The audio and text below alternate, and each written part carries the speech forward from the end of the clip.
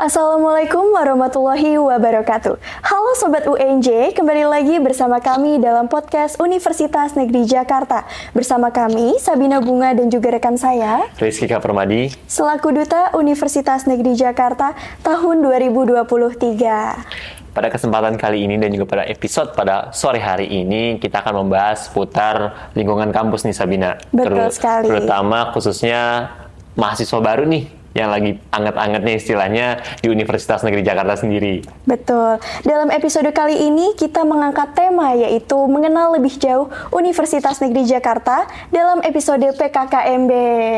Oleh karena itu juga kita mengundang Pak Warek 3, Wakil Rektor 3, Pak Dr. Andi Hadianto. Selamat datang, Pak. Sama-sama. Selamat datang Bapak. Sebelumnya terima kasih banyak karena telah hadir dan menyempatkan waktunya untuk datang di podcast Universitas Negeri Jakarta ini, Pak. Insya Allah. Alhamdulillah sangat melelahkan ya hari ini. Oke. Banyak sekali aktivitas, tapi karena undangan Humas saya penuhi. Tetap semangat ya, Pak. Terima kasih udah Bapak. Terima kasih banyak Suatu Bapak kehormatan. sebelumnya. Sabina, kita kan sebenarnya lagi mengadakan pelaksanaan penerimaan PKKMB UNJ lah. Betul. Nah, kebetulan ada Pak Warek di sini, ada Pak Warek 3, pengen bertanya sih, gimana sih Pak pelaksanaan PKKMB UNJ itu sendiri itu seperti apa sih Pak? Ya, PKKMB sebagai program pengenalan kampus bagi mahasiswa baru ini dilaksanakan 2 tahap. 2 tahap. Ada tahap pra PKKMB yang sudah dilaksanakan sebelum tanggal 19 kemarin. Ya, jadi anak-anak itu dipersiapkan baik di tingkat fakultas ataupun di tingkat prodi untuk mengikuti pembukaan PKKMB. Nah, kemudian PKKMB sendiri dibuka secara resmi pada tanggal 19 Agustus kemarin, dan dari tanggal 19 sampai nanti ditutup pada tanggal 30 itu ada berbagai kegiatan PKKMB baik di tingkat fakultas ataupun di tingkat prodi. Mengapa kok waktunya demikian panjang? Ya karena memang mengingat keterbatasan fasilitas ya. Jadi fasilitas yang sangat minim ini karena kita sedang dalam proses pembangunan, maka dengan fasilitas yang ada kita terpaksa membagi kegiatan PKKMB ini dalam durasi waktu yang lama. Nah, nanti penutupan pada tanggal 30 Agustus insya Allah akan dilaksanakan kembali di Stadion Atletik di depan Arion itu. Nah, tidak hanya itu, tetapi kemudian PKKMB ini akan diikuti beberapa follow up kegiatan yang tujuannya adalah untuk meningkatkan kapasitas mahasiswa kita, meningkatkan kemampuan mahasiswa kita baik dalam bidang komunikasi, dalam bidang pemahaman antar budaya, kesadaran bela negara dan sebagainya. Kemarin tanggal 20 kita juga sudah mengadakan kegiatan sekolah kebangsaan. Sekolah kebangsaan. Sekolah kebangsaan ini juga merupakan bagian dari follow up PKKMB di mana mahasiswa baru dibekali dengan wawasan-wawasan yang memperkuat nasionalisme mereka. Ya, tentu nasionalisme ini tidak hanya sekedar bela negara angkat senjata, tapi misalnya kesadaran tentang bahaya emisi, ya, gunanya untuk melakukan konservasi lingkungan, kesadaran tentang menyebarluaskan informasi bohong dan sebagainya. Ini juga bagian dari kesadaran bela negara. Dan nanti akan banyak lagi kegiatan-kegiatan yang lain yang diprogram secara sistematis di kantor bidang kemahasiswaan untuk mengembangkan potensi yang dimiliki oleh mahasiswa. Oke, untuk PKKMB sendiri ini berarti durasinya sekitar berapa lama ya Pak? Ya, 2 minggu. Dari tanggal 19 sampai tanggal 30. Oke, baik. Untuk UNJ sendiri Pak, kan sekarang UNJ ini termasuk ke dalam top PTN di Indonesia nih Pak. Kira-kira apa aja sih Pak daya tarik UNJ itu sendiri Pak? Baik mungkin akademik maupun non-akademiknya gitu Pak. Ya, UNJ sekarang sudah menjadi PTNBH sejak tanggal 14 Agustus 2024 yang lalu ya. Dan dengan perubahan status UNJ menjadi PTNBH, maka UNJ akan lebih bisa berlari kencang untuk mengembangkan semua potensi yang dia miliki. Itu yang pertama. Yang kedua, UNJ tentu memiliki daya tarik, mengingat UNJ ini adalah perguruan tinggi di ibu kota negara. Wah, betul, keren sekali ya. Mengemban nama Jakarta ini tidak bisa dimiliki oleh kampus-kampus yang lain. Betul sekali. Kota besar, Pak. Kota Keren besar. banget ya. Walaupun mungkin ke depan sudah bukan Ibu daerah kota. khusus ibu kota ya, tapi daerah khusus Jakarta. Tapi kita tetap memiliki nama besar seperti itu. Yang ketiga, tentu UNJ ini memiliki kelebihan terutama pada aspek pendidikan guru dan tenaga kependidikan. Ya, mengapa UNJ meskipun dia adalah universitas yang mengembangkan ilmu murni dan ilmu kependidikan, tapi core bisnisnya kita adalah kependidikan. Nah, di dalam bidang pendidikan ini UNJ di antara 12 LPTK yang telah berubah menjadi universitas, UNJ mungkin dianggap menjadi LPTK yang memiliki posisi dan prestasi yang terbaik. Ya, paling tidak 5 besar lah terbaik di seluruh Indonesia. Nah, jadi kalau sudah ngomongin ingin jadi guru, ingin jadi tenaga pendidik yang profesional, pasti orang akan melirik ke UNJ. Wah, keren banget Sobat UNJ. Ternyata UNJ ini sendiri alhamdulillahnya sudah menjadi PTNBH ya Pak. Iya, betul. Wah, keren banget. Dan juga tentunya banyak banget daya tarik tertentu yang mungkin Sobat UNJ belum ketahui nih. Betul banget. Pak, sebagai Wakil Rektor 3 Pak yang mengurusi bidang kemahasiswaan dan alumni nih Pak, bagaimana peran Bapak dalam mendukung pengembangan mahasiswa UNJ sendiri sih Pak? Ya mungkin bukan peran saya pribadi ya, Iya. tapi Tim ya kali, Pak. ada peran kantor bidang kemahasiswaan dan alumni. Ya, Warik 3 tupoksinya adalah mengembangkan semua potensi yang dimiliki mahasiswa dalam bidang kesejahteraan, ya, dalam bidang penalaran, dalam bidang minat, bakat, dan dalam bidang keorganisasian. Di dalam keorganisasian, kita dari kantor Warik 3 ini membawahi atau istilahnya memberikan supporting penuh terhadap organisasi kemahasiswaan, baik yang merupakan OPMAWA, organisasi pemerintahan, atau organisasi yang bersifat minat bakat. Ya, UNJ kemudian kantor Warik 3 ini memiliki kaki tangannya di setiap fakultas, yaitu wakil dekan 3 bidang kemahasiswaan. Nah, melalui Warik 3, Wadek 3, maka kita mencoba untuk memfasilitasi mahasiswa dalam mengembangkan kematangan mereka, ya, terutama dalam soft skill. Ya, karena ternyata mahasiswa ini tidak hanya dituntut menguasai ilmu yang dipelajari di bangku-bangku kuliahnya, tapi yang lebih penting lagi ada soft skill, kemampuan berkomunikasi, kemampuan beradaptasi, kemampuan bekerja sama, kemampuan berpikir kritis, mencari solusi. Nah, ini tidak akan diperoleh kecuali dengan aktif di organisasi kemahasiswaan itu. Maka gunanya organisasi kemahasiswaan ini kita fasilitasi agar anak-anak mahasiswa kita itu mampu untuk menjadi manusia-manusia yang paripurna, memiliki hard skill di bidang keilmuannya masing-masing dan memiliki soft skill. Ya, karena ternyata mungkin bisa jadi bidang kerjanya nggak sama dengan bidang linear ya Pak. Tidak linear, gitu ya, tapi Pak. karena soft skillnya dia bisa beradaptasi. Yang ketiga, bidang kemahasiswaan ini memfasilitasi mahasiswa untuk mengembangkan minat bakatnya. Ya, minat bakat itu ada yang minat seni, kita wadahi dengan unit kesenian mahasiswa. Minat olahraga kita wadahi dengan unit olahraga. Ya, dan semuanya ya, unit-unit ini harapannya apa? Tadi kemampuan-kemampuan mahasiswa yang mungkin tidak teridentifikasi ketika kuliah itu bisa berkembang. Betul yang minat sekali. seperti ini nih, broadcasting bisa diwadahi ya. Yang minat jadi duta, ya.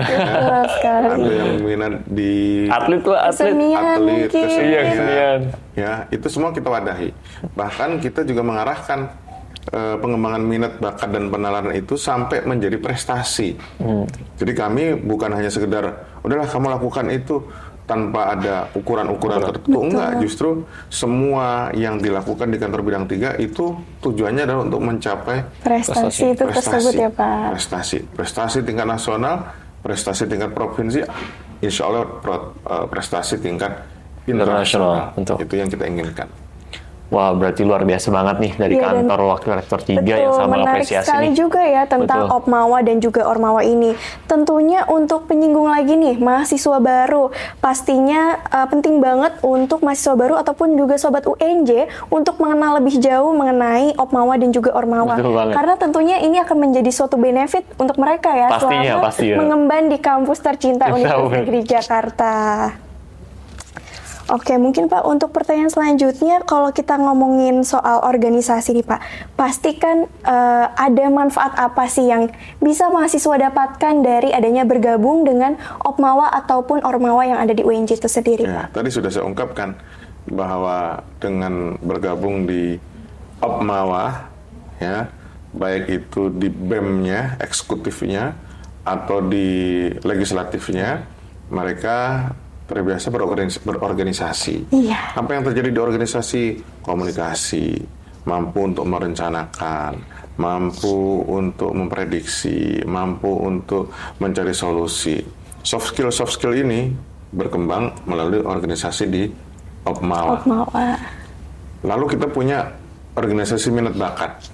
Ya, minat bakat ini disitulah akan menjadi tempat bagi mahasiswa untuk mengembangkan potensi-potensi yang selama ini belum terasa atau terlihat Iya. di bangku kuliah, ya. Dan kita berusaha untuk mengembangkan itu sehingga ini menjadi profesional kalau perlu, ya. betul sekali. Menjadi duta profesional, menjadi MC profesional, menjadi broadcaster yang profesional, menjadi atlet yang profesional, menjadi peneliti profesional, menjadi apalagi itu Sigma TV itu ya broadcaster, lalu ada KMPF menjadi fotografer Betul profesional.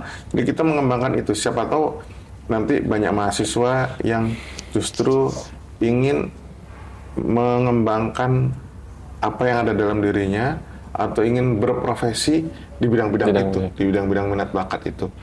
Ya, bukan di bidang ilmunya malah, tapi di bidang minat bakat gitu. Nah, ini yang bisa dimanfaatkan oleh mereka.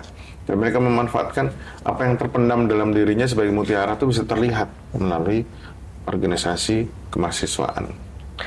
Wah, jadi luar biasa banget ya. Dan banyak banget juga manfaatnya gitu ya, Iya, apalagi kalau sudah bisa mendapatkan prestasi Betul banget, internasional maupun nasional.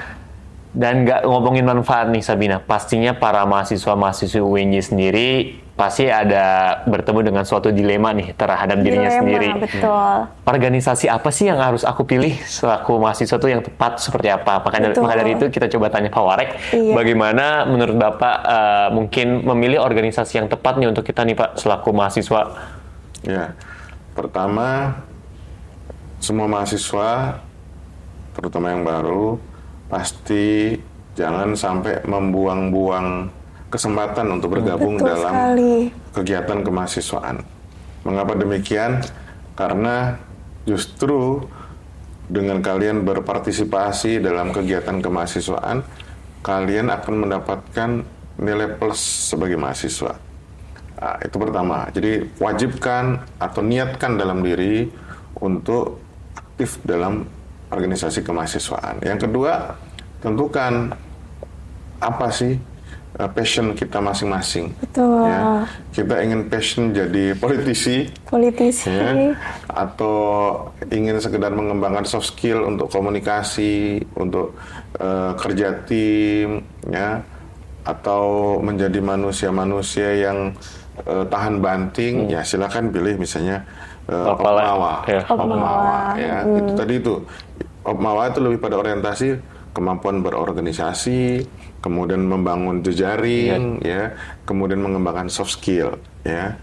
Tetapi ada yang lain, kalau kita niatnya untuk saya pengen mengembangkan minat bakat saya, saya punya minat ini, saya punya bakat ini, saya ingin kembangkan di kampus, maka pilihlah Ormawa yang berupa unit kegiatan mahasiswa yang disebut dengan UKM, unit kegiatan mahasiswa. Di situ ada pilihan mau menjadi KSR yang ingin seperti jadi PMR begitu, nolong orang ya, atau pengen jadi tentara kampus. Betul. Ya, bawaannya pengen gagah.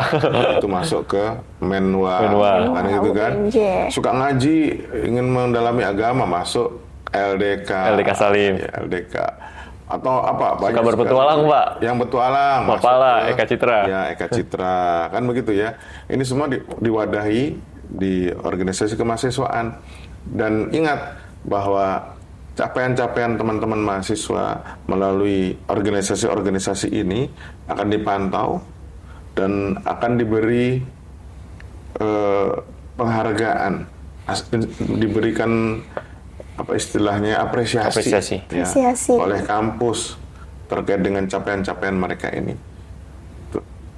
Berarti memang sebenarnya tips and trick-nya itu adalah sesuai melihat passion betul juga, sesuai passion ya. juga. Kita tuh mau perginya kemana nih Sabina? Jangan sampai kita nggak tahu nih kita mau kemana. Kan kalau ke kampus saja kita bawa motor juga harus tahu mau ke kampus. Betul, mau kemana ya. Jangan Jadi tiba-tiba memilih organisasi juga harus sesuai dengan passion kita. Kita sukanya apa? Jadi kita dapat mengembangkan diri dan juga mengeluarkan potensi diri yang ada ke dalam sebuah organisasi yang ada di UNJ tersebut.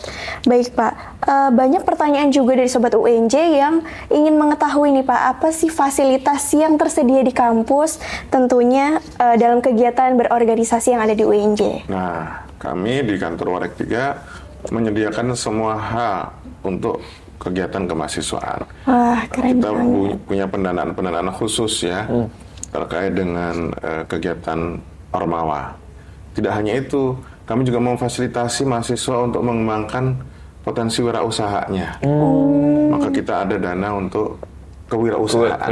Betul. Maka mahasiswa-mahasiswa yang ingin menjadi wirausahawan muda yang punya proposal bagus, silahkan nih ajukan. Kita ada program pembinaan kewirausahaan muda. Bahkan sekarang UNJ juga menjadi salah satu kampus yang diberikan amanah untuk mencari sosok-sosok wirausahawan muda melalui program yang disebut dengan Wirawiri. Wirawiri UNJ ya Pak. Wirawiri UNJ ini kebetulan saya salah satu peserta ya Pak dulu Pak. Mencari sosok-sosok wirausahawan ya yang mungkin ke depan ini bisa menjadi pengusaha muda sukses di bidang itu. Pakai wirausaha yang memang dia berbakat untuk robotik. Didanai untuk mengembangkan robot UNJ. Ya, mobil irit kita punya Batavia Team. Yang mau aktif di pengabdian masyarakat, kita ada dana khusus untuk pengabdian mahasiswa. Dan banyak sekali fasilitas yang diberikan oleh kantor bidang 3 untuk mengembangkan potensi mahasiswa. Dan satu lagi, kantor bidang 3 juga menjadi pengelola beasiswa. Pengelola beasiswa. Ya, jadi beasiswa ini yang diberikan oleh pemerintah itu dikelola oleh kantor bidang 3, diperuntukkan bagi mahasiswa-mahasiswa yang memang membutuhkan atau mahasiswa yang berprestasi. Mahasiswa-mahasiswa yang berprestasi itu boleh tuh mengajukan permohonan beasiswa ke kantor bidang 3 untuk diberikan beasiswanya selama dia berprestasi. Dan lagi banyak kegiatan-kegiatan di kantor bidang kemahasiswaan yang intinya supporting full pendanaan, ya, fasilitasi, ya, terkait misalnya penggunaan ruang, penggunaan kendaraan yang ada di kampus ini. Aturan dengan mahasiswa tentu berbeda dengan aturan dengan pihak lain, gitu kan. Mahasiswa banyak sekali mendapatkan kemudahan-kemudahan untuk mengakses semua fasilitas dan sarana prasarana yang ada di kampus kita. Baik, berarti UNJ sendiri ini memang sangat mendukung Sabina, untuk fasilitas-fasilitas organisasi yang ada di UNJ sendiri. Nggak cuma mendukung, apresiasi juga terus diberikan oleh pihak kampus UNJ terkait mahasiswa-mahasiswi yang berprestasi pastinya. Tentunya. Nah, ngomongin prestasi nih Sabina, pengen tahu kan kamu terkait prestasi apa aja yang udah diraih sama UNJ sendiri? Oh iya, betul sekali. UNJ Makanya ini itu sepertinya memang banyak sekali prestasi yang sudah diraih. Betul. Tetapi coba kita mengulik apa aja sih prestasi yang didapat ya. Dalam 1 tahun terakhir mungkin. Apalagi kebetulan ada Pak Warek 3 kan. Mungkin kita bisa tanyakan Pak, UNJ sendiri nih Pak terkait prestasi apa aja nih Pak yang udah didapatkan 1 tahun terakhir sama UNJ. Alhamdulillah dari catatan, jadi kami itu punya catatan. Kita punya catatan untuk mendata semua prestasi mahasiswa. Jadi semua mahasiswa yang berprestasi itu memang dihimbau untuk mengupload data-datanya melalui sistem atau melalui web yang kita miliki. Nah, dari data yang terekam di web itu sampai dengan tahun ini kita sudah tercatat ada 1.500 prestasi ya. 1.500. Banyak Terutama di sekali bidang ya. olahraga. Ya. Dan ini kalau soal olahraga nggak ada yang Memang ngalahin. Number one gitu ya Pak. Kemarin aja di Asian University Games, Iya. ya kita Yang di Surabaya, Pak. ya di Surabaya dan Malang, kita menjadi penyumbang medali terbanyak untuk kontingen Jakarta. Indonesia. Kontingen Indonesia, bukan terbanyak ketiga lah, terbanyak ketiga untuk kontingen Indonesia. Wow. Ya. Keren banget Sobat Banyak UNJ. sekali mahasiswa-mahasiswa UNJ yang kemarin berprestasi di tingkat ASEAN ini ya.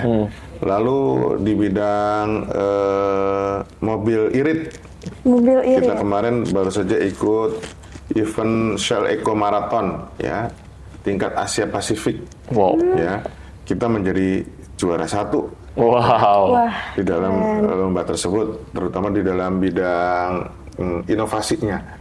Lalu kita juga kemarin mampu menjadi juara pada event lomba digital ya, lomba inovasi digital mahasiswa tingkat nasional yang diselenggarakan di Bogor.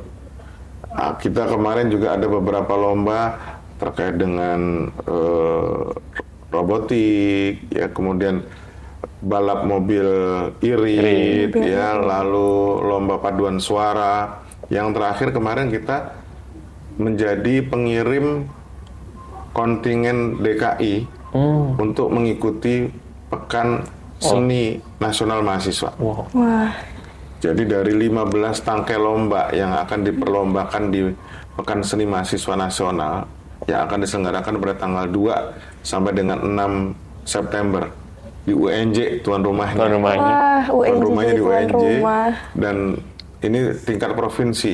Jadi akan hadir 38 provinsi ya dalam 15 tangkai lomba. Ada lomba dangdut, lomba nari, lomba pop, lomba fotografi dan macam-macam.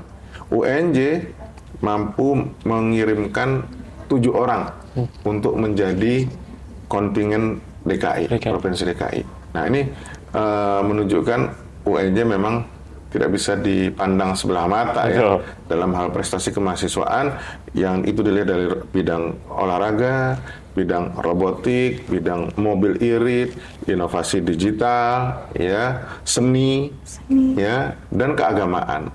Keagamaan ini seputar lomba-lomba di bidang Agama. MTQ, ya, atau paduan suara gereja. Kita insya Allah masih unggul, tinggal kita membenahi beberapa hal, terutama terkait dengan hasil-hasil penelitian-penelitian yang sifatnya penalaran ilmiah. Ini memang perlu kita upgrade sedikit sehingga kita mampu berbicara di tingkat nasional. Wow, Sabina, 1.000 lebih tadi prestasi yang udah disampaikan sama dalam Warek 1 tahun terakhir. Betul ya. banget. Mungkin untuk tahun-tahun kedepannya akan jauh lebih banyak. Pastinya, ya. pastinya nggak mungkin nggak kayaknya Sabina. Wah, tentunya UNJ sendiri ini memang menciptakan banyak generasi-generasi hebat tentunya. Tidak hanya di nasional maupun internasional juga. Baik Pak, mungkin kita untuk pertanyaan terakhir dan juga penutup nih. Kira-kira dari Bapak sendiri apa sih Pak tips untuk mahasiswa UNJ yang masih ragu atau belum percaya diri untuk memilih organisasinya gitu Pak? Ya, ikuti selalu media sosialnya kantor bidang kemahasiswaan. Di situ ada berbagai informasi terkait dengan sepak terjang mahasiswa UNJ. Yang kedua, bagi mahasiswa yang masih ragu-ragu untuk menemukan apa sih sebenarnya potensi saya itu di mana gitu ya. UNJ punya pusat bimbingan konseling. Pusat bimbingan konseling. Pusat bimbingan konseling ini bisa dimanfaatkan ya bagi teman-teman untuk mengetahui saya ini sebenarnya passionnya kemana ya, saya ini cocoknya kemana. Setelah itu baru kemudian kita pilih organisasi yang relate dengan kita, kan gitu. Yang ketiga, pesan saya pada teman-teman sekalian bahwa teman-teman kalau ingin menjadi orang sukses, ya, ingin menjadi orang yang mudah diterima oleh banyak kalangan dan memiliki link yang luas, maka jalannya adalah dengan berorganisasi. Ketika kalian hanya sekedar di kampus saja tanpa berorganisasi, mungkin ketika lulus nilainya bagus, tapi relasinya kurang. Tapi kemudian karakter kita, sikap kita kurang mendukung, tidak sejalan dengan ilmu yang kita miliki. Kadang-kadang ilmunya hebat, IP-nya tinggi, tapi orangnya kurang pede, orangnya tertutup, orangnya mudah menyerah, orangnya tidak bisa bekerja sama dengan orang lain.